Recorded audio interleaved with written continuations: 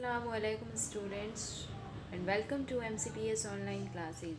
Students, today we will start our next chapter of history part, and our next chapter of history part is chapter number 2, New King and Kingdom. तो इस chapter में हम लोग देखेंगे new Kings and kingdoms के बारे में। तो हाँ, ये देखिए काफ़ी सारी डायनेस्टीज़ जो है, डायनेस्टीज़ होती हैं साम्राज्य, काफ़ी सारे साम्राज्य जो है सेवेंथ सेंचुरी अभी क्या चल रही है, अभी चल रही है 21st सेंचुरी, है ना। तो इतने सालों, देखिए कहीं 100 साल पीछे की पुरानी ये बात है। तो 7th सेंचुरी जो था उसमें काफ़ी सारे चेंजेस आए थे, काफ़ी नई नई डायनेस्टीज़, नए नए साम्राज्य उभर करके हमारे सब कॉन्टिनेंट में आए थे। सब कॉन्टिनेंट का मतलब है, देखिए अभी क्या है, इंडिया है।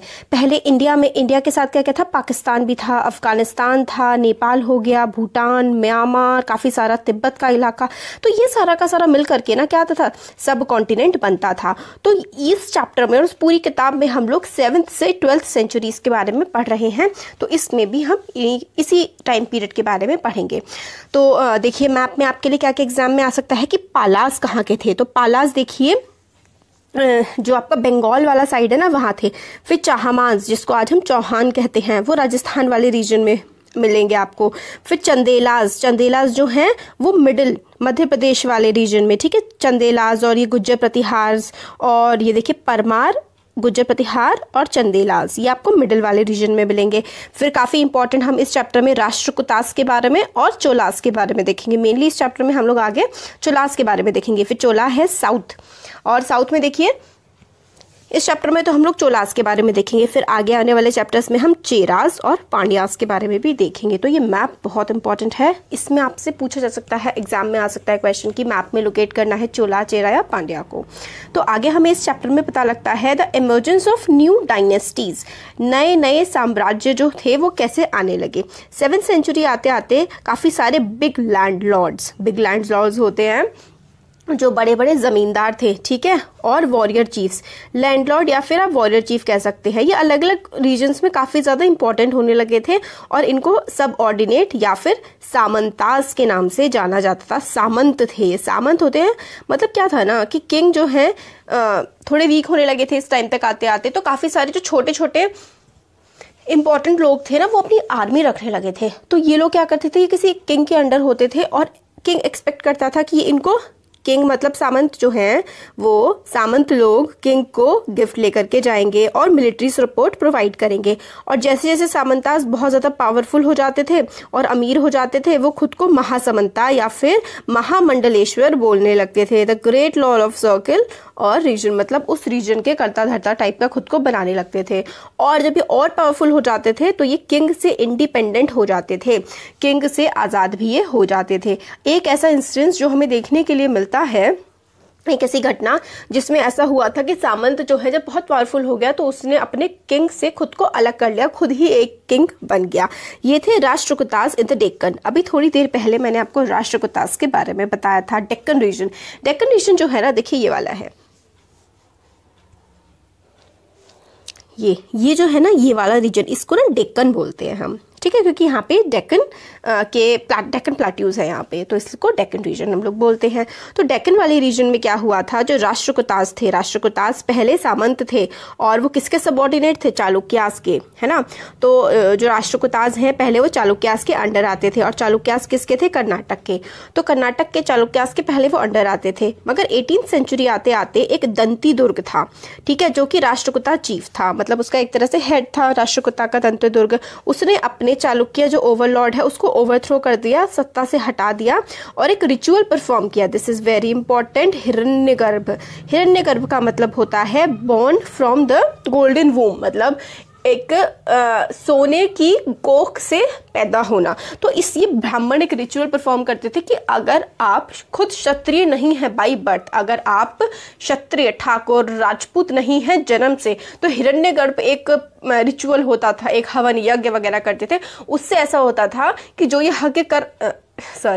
यज्ञ कर रहा है ना, वो दोबारा से उसका बर्थ हुआ है एज क्षत्रिय, और अब वो राजा बन सकता है।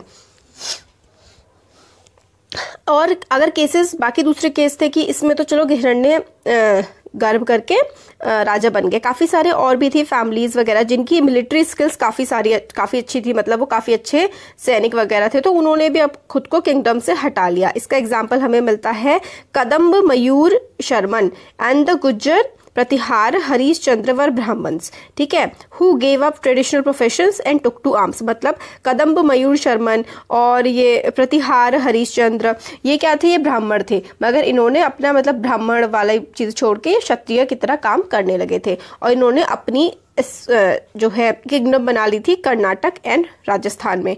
तो कर्नाटक में किसने बनाई थी, कदम्ब मयूर शर्मन, जो ये पहले क्या थे, ये पहले वो थे ब्राह्मण थे और फिर ये राजा की तरह एक्ट करने लगे थे। और प्रतिहार हरिश्चंद्र, ये भी एक ब्राह्मण थे और ये राजस्थान में जो है राज करने लगे थे। फिर आता है एडमिनिस्ट्रेशन इन द किंगडम्स, काम काज किस तरीके से चला करता था किंगडम में। जो काफ़ी सारे नए नए किंग्स थे ना, वो बड़े बड़े टाइटल्स अडॉप्ट करने लगे थे, जैसे कि महाराज धीराज, मतलब पूरे ओवरलॉर्ड, हर जगह का किंग, और त्रिभुवन चक्रवर्ती, मतलब 3 जो वर्ड्स है ना हमारे हिंदू धर्म में, जैसे माना जाता है कि एक पृथ्वी है, एक स्वर्ग है और एक पाताल है, तो तीनों का हम वो राजा है। इस तरीके के बड़े बड़े लोफ्टी से टाइटल, मतलब ऐसे ही हवा वाले टाइटल्स ये लोग लेने लगते थे। मगर हमें कई बार पता लगता है कि ये जो क्लेम्स करते थे ना, ये अफन क्या होते थे, बहुत ही खोखले होते थे, सिर्फ क्लेम ही होते थे, सच्चाई इनमें कम होती थी, क्योंकि राजा ना अब सामंत के साथ काफी ज्यादा पावर शेयर करने लगा था, और भी पावर इससे शेयर करनी पड़ती थी राजा को पीजेंट्स के साथ, किसानों के, जो ट्रेडर्स हैं, ब्राह्मण्स के। मतलब राजा अपनी मर्जी से बहुत कुछ नहीं कर पाता था, क्योंकि सामंत्स और ब्राह्मण्स ये सब ना काफ़ी ज़्यादा स्ट्रॉन्ग हो गए थे। हर स्टेट में जो रेवेन्यू है ना वो ऑब्टेन किया जाता था। रेवेन्यू का मतलब है टैक्स लिया जाता था, किस से, किसानों से, कैटल कीपर्स, मतलब जो भेड़ बकरियाँ और गाय भैंस पालते हैं उनसे, आर्टिसन, जो जैसे कि आर्टिसन हो गए, सुनार हो गए, लोहार हो गए, और बुनाई कढ़ाई, ये सारे के सारे आर्टिसंस होते हैं, पेंटर्स हो गए, इन सब से टैक्स लिया जाता था। और या फिर टैक्स किस तरीके से लेते थे, या तो वो अपनी प्रोड्यूस दे दे, या जो उन्होंने उगाया है वो कुछ दे दे, या फिर वो जो काम करते हैं उसमें से कुछ चीज़ें, से सोनार है तो सोने के कंगन बना दिए, लोहार है तो महल में काम कर दिया लोहे का, इस तरीके से वो लोग करते थे, टैक्स पे करते थे। Sometimes they claimed as rent due to lord who asserted that he owned the land, और कई बार रेंट उन्हें देना पड़ता था, क्योंकि लॉर्ड राजा था, वो कहता था कि सारा मेरा लैंड है तो आपको टैक्स देना पड़ेगा। और रेवेन्यू जो है पैसा लिया जाता था किससे, ट्रेडर्स से, जो व्यापारी थे वो जनरली पैसा देते थे। तो अब आगे इसमें हम लोगों को पता लगता है काफ़ी इंपॉर्टेंट चीज़ के बारे में, 400 टेक्स्ट इंस्क्रिप्शंस होते हैं, लिखी हुई चीज़ें। चोलास की, जिन्होंने तमिलनाडु को रूल किया था, refer to more than 400 terms of different kind of tax, मतलब अलग अलग लगभग 400 तरीके के टैक्स जो है चोलास लगाते थे। और फ्रिक्वेंटली मेंशन, सबसे ज्यादा बार बार जो टैक्स मेंशन होता है वो है वेत्ती, जो टैक्स में नहीं लिया जाता था, मतलब पैसे में नहीं लिया जाता था वेत्ती, बल्कि फोर्स्ड लेबर होता था। ये बहुत इंपॉर्टेंट है, आपको बिल्कुल अच्छे से याद रखना है कि वेत्ती क्या होता था, tax in form of forced labour, ठीक है, वेत्ती होता था tax in form of forced labour. Kadamai क्या होता था, लैंड रेवेन्यू, मतलब आपने घर बना रखा है, आप खेती कर रहे हैं तो उस पर भी आप टैक्स देंगे, ठीक है। तो टैक्सेस जो है ऑन थैचिंग द हाउस, मतलब हाउस बनाने में, अपने पाम ट्री के ऊपर लेडर लगाने में, मतलब बहुत ही अलग प्रॉपर्टी टैक्स, अलग अलग तरीके के, आप समझते हैं कि चोलास में लगभग 400 अलग अलग तरीके के टैक्स होते थे। 2 बहुत इंपॉर्टेंट हैं, वेत्ती जो है ना वो पैसे के फॉर्म में नहीं, फोर्स्ड लेबर के फॉर्म में लिया जाता था, पैसे नहीं होता था, जैसे कि सुनार है या फिर लोहार है सपोज करिए, तो वो काम कर देगा, और पॉटर है, घड़े बनाने वाला है, तो वो घड़े बना देगा राजा के लिए, तो ये होता था वेत्ती। और कादमई होता था लैंड रेवेन्यू मतलब आपका जो लैंड है, आप खेती कर रहे हैं, आपका घर है, आप इस पर टैक्स देंगे। ये हो गया। ये रिसोर्सेज जो हैं, ये जो पैसा लिया जाता था अपने राज्य के लोगों से, ये फाइनेंस करता था, मतलब किंग के एस्टैब्लिशमेंट को, किंग जो कामकाज चल रहा है किंग का, उसके लिए पैसा चाहिए, और वो किंग टेम्पल्स बनवाता था, इससे अपने किले बनवाता था बड़े बड़े, और बहुत सारी वॉर्स जो हैं उनमें भी उनके वॉर्स, मतलब लड़ाई लड़ने के भी ये काम में आते थे। और ये सोचा जाता था कि जब हम वॉर लड़ने जाएंगे ना, फिर हम दूसरे वाले को हरा देंगे, उसको प्लंडर करेंगे, मतलब खूब उससे लूटेंगे, और वापस आते हुए हम खूब पैसा कमा लेंगे। और क्या होता था कि जैसे जैसे राज्य बढ़ता जाता था तो टैक्स भी बढ़ेगा और ट्रेड भी बढ़ेगा, व्यापार भी बढ़ेगा, और जितना ज़्यादा इलाका होगा, जितना ज़्यादा लैंड होगा, उतना ज़्यादा टैक्स मिलेगा, उतना ज़्यादा टैक्स देने वाले लोग होंगे। इसलिए काफ़ी ज़्यादा जो है वॉर्स भी की जाती थी। और फंक्शनरीज जो है रेवेन्यू कलेक्ट करते थे, मतलब जो लोग रेवेन्यू कलेक्शन का काम करते थे वो काफ़ी इन्फ्लुएंशियस या तो अमीर फैमिली से होते थे या फिर पोजीशन जो है हेरिडिटरी होती थी। हेरिडिटरी का मतलब है कि आपके पापा के पास थी तो अब आपके पास आ जाएगी, फिर आपके बच्चों के पास चली जाएगी, ये होती है हेरिडिटरी पोजीशन। और ये आर्मी में भी यही चलता था। काफ़ी सारे केसेस में जो है किंग के जो रिलेटिव्स होते थे ना, उनको ये सारे काम दे दिए जाते थे, इंपॉर्टेंट। अब आगे है प्रशस्तीज एंड लैंड ग्रांट्स। प्रशस्ति होता था इन द प्रेज ऑफ, मतलब क्या होता था ना, कई बार ये डिटेल्स जो दी जाती थी वो ट्रू नहीं होती थी। इसमें जो है रूलर होता था ना, राजा, वो अपनी प्रशस्ति में, प्रशस्ति का मतलब आप प्रशंसा समझ सकते हैं कि अपनी प्रेज करवा रहा है बहुत ज़्यादा, कि मतलब कितना वेलियंट है, कितना बहादुर है, कितनी ज़्यादा लड़ाई करी है, कितना बड़ा वॉरियर है वो, कितना बड़ा योद्धा है। तो इस तरीके की बातें लिखवाई जाती थी। और काफ़ी जो लर्नड ब्राह्मण्स, कौन लिखता था प्रशस्ति? लर्नड ब्राह्मण, मतलब काफ़ी पढ़े लिखे ब्राह्मण इनको लिखते थे, और जो कि एडमिनिस्ट्रेशन में, राज्य के कामकाज में भी मदद किया करते थे। अब आता है अचीवमेंट ऑफ नागभट्ट। तो नागभट्ट जो है उन्होंने क्या लिखा, काफ़ी सारे रूलर्स अपनी अचीवमेंट प्रशस्तिज में लिखवाते थे। जैसे कि हमने प्रशस्ति रूलर गुप्ता रूलर थे समुद्रगुप्त, उनकी प्रशस्ति के बारे में पढ़ा था 6th क्लास में। प्रशस्ति जो है वो संस्कृत में लिखी गई थी, एक प्रशस्ति है जो कि हमें ग्वालियर मध्य प्रदेश में एक जगह है वहां मिलती है।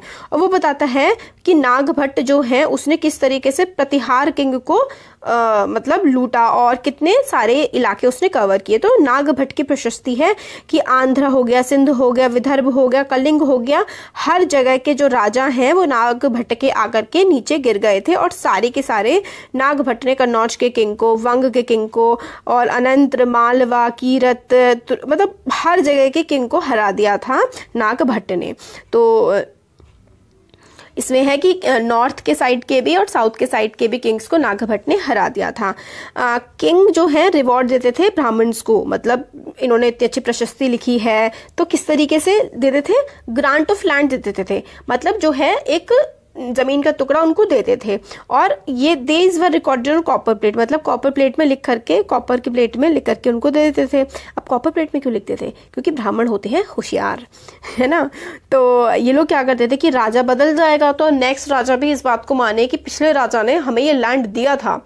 जैसे कि लड़ाई में हार गया वो राजा, दूसरे किंगडम ने कर लिया, तो ब्राह्मणों की बड़ी इज्जत होती थी। तो ब्राह्मण दिखा देगा कि भाई ये तो हमें मिला हुआ है और आप इसको नहीं ले सकते हैं। और ज़्यादातर इन लैंड्स पे क्या होता था ना, टैक्स भी नहीं वसूला जाता था, मैक्सिमम केसेस में ऐसा होता था।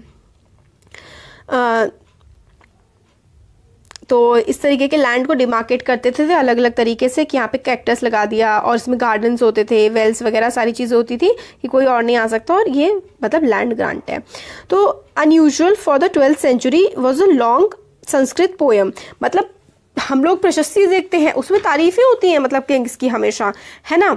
मगर क्या होता है, हमें एक 12th century की काफ़ी लंबी सी संस्कृत की पोएम मिली है कश्मीर से, जो लिखी है कल्हाना ने। ये भी इंपॉर्टेंट है, एक पोएम मिली है कश्मीर से जो लिखी है कल्हाना ने। उसमें बहुत सारे इंस्क्रिप्शन, डॉक्यूमेंट्स, आई विटनेस और हिस्ट्रीज के बारे में लिखा हुआ है।